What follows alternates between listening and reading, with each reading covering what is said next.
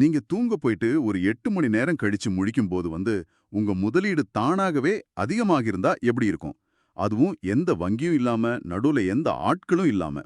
இது கற்பனை இல்ல. இதுதான் DeFi 3.0 உலகத்தோட நிஜம். உங்களை இந்த ஆழமான அலசலுக்கு வரவேற்கிறேன். இன்னைக்கு நாம ஆரிஜின் திட்டத்தை பத்தியும், குறிப்பா கரண்ட் இண்டெக்ஸ் அப்படின்னா என்ன? அதுவும் கரண்ட் இண்டெக்ஸ் 500 அப்படிங்கறதோட உண்மையான அர்த்தம் என்ன? இது growth ரேஷியோட எப்படி மாறுபடுது அப்படிங்கறத பத்தி தான் அலச போறோம். கண்டிப்பா. அதாவது DeFi 3.0 தொழில்நுட்பத்தை நீங்க கவனிச்சு வந்திருந்தீங்கன்னா, இந்த ஆரிஜின் புரோட்டோகால் ரொம்ப முக்கியமான ஒரு மைல்கல் அப்படிங்கிறது உங்களுக்கு புரிஞ்சிருக்கும். இதோட மையமா இருக்கிறது LGNS அப்படின்னு சொல்லப்படுற ஒரு அல்காரிதம் அடிப்படையிலான நான் ஸ்டேபிள் காயின். ஒரு நிமிஷம் இருங்க. ஒரு பக்கம் நீங்க இத நான் ஸ்டேபிள் காயின்னு சொல்றீங்க. ஆனா நம்மளோட மூலாதாரங்கள்ல ஆரிஜின் திட்டம் ஒரு அனாமதேய மற்றும் தனிப்பட்ட ஸ்டேபிள் காயின் சுற்றுச்சூழல் அமைப்பை உருவாக்குறத நோக்கமா கொண்டிருக்கு அப்படின்னு சொல்லப்பட்டிருக்கு. இது ஒரு முரண்பாடா தெரியலையா? ம், அதுதான் இதுல இருக்கிற சுவாரஸ்யமே. எல்ஜிஎன்எஸ் அப்படிங்கிறது ஸ்டேபிள் காயின் கிடையாது.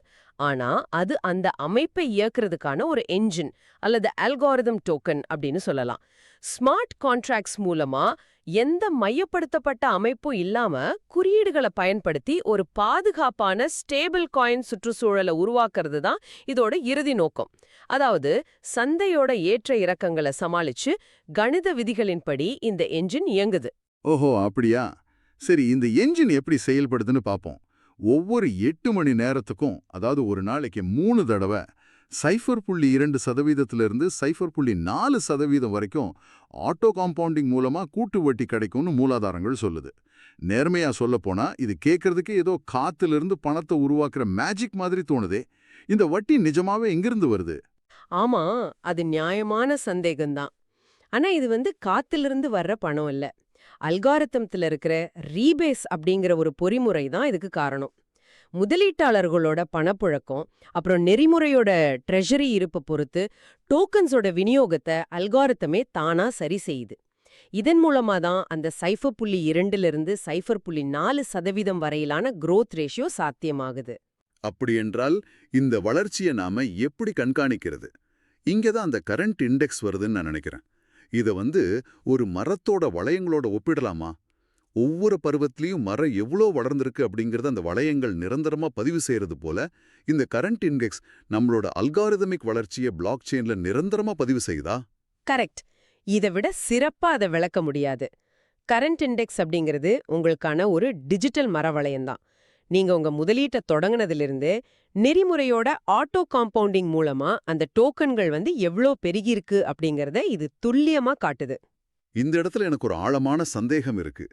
growth ரேஷியோ மற்றும் கரண்ட் இண்டெக்ஸ் ஆகிய இரண்டுக்கும் உள்ள வித்தியாசம் என்ன?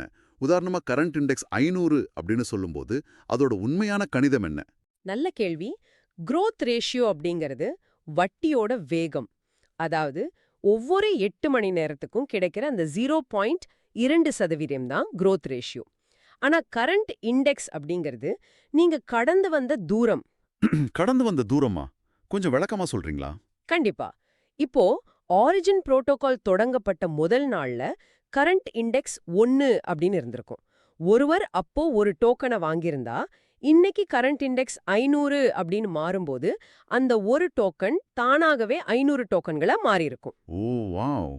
அதாவது நான் எந்த ஒரு கூடுதல் முதலீடும் செய்யாம வெறும் கம்ப்யூட்டரோட அல்காரிதம் அப்புறம் ஆட்டோ காம்பவுண்டிங் மூலமாகவே பிளாக் செயின்ல என்னோட ஒரு டோக்கன் 500ஆக பெருகிடுச்சு அப்படிங்கிறதுக்கான மறுக்க முடியாத சாட்சி தான் இந்த இண்டெக்ஸ் எண். சரியா? முற்றிலும் சரி. உங்க கணக்குல எவ்வளவு டோக்கன்ஸ் இருக்கு அப்படிங்கறத மட்டும் இது காட்டல. ஒட்டுமொத்த புரோட்டோகாலும் அதோட அல்காரிதமும் தொடக்கத்திலிருந்தே எவ்வளவு வலிமையா பயணிச்சு வந்திருக்கு அப்படிங்கறதுக்கான ஒரு வெளிப்படையான மாற்ற முடியாத ஆவணம் இது. ரொம்ப தெளிவா புரிஞ்சுது. கரண்ட் இண்டெக்ஸ் அப்படிங்கிறது DeFi 3.0 உலகத்துல வெறும் ஒரு ஸ்கோர் போர்டு கிடையாது. அது நம்ம முதலீட்டோட உண்மையான கூட்டு வட்டி வளர்ச்சியை படம் பிடிச்சு காட்டுற ஒரு வெளிப்படையான கண்ணாடி. உண்மைதான். எந்த ஒரு மறைமுக கட்டணங்களோ வட்டி வீத குழப்பங்களும் இல்லாம உங்க பணம் என்னவாகிட்டு இருக்கு அப்படிங்கறத நொடிக்கு நொடியா நீங்க வெளிப்படையா கண்காணிக்க முடியும்.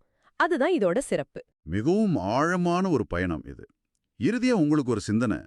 அல்காரிதம்களும் இந்த கரண்ட் இண்டெக்ஸ் தொழில்நுட்பமும் நம்ம செல்வத்தோட வளர்ச்சியை இவ்வளவு வெளிப்படையாகவும் துல்லியமாகவும் பிளாக் செயின்ல நிரந்தரமா பதிவு செய்ய முடியும்னா, எதிர்காலத்துல பாரம்பரிய வங்கிகள் வழங்குற சாதாரண பேங்க் ஸ்டேட்மெண்ட்ஸ்க்கு ஏதாவது மதிப்பு இருக்குமா? நீங்களே சிந்திச்சு பாருங்க.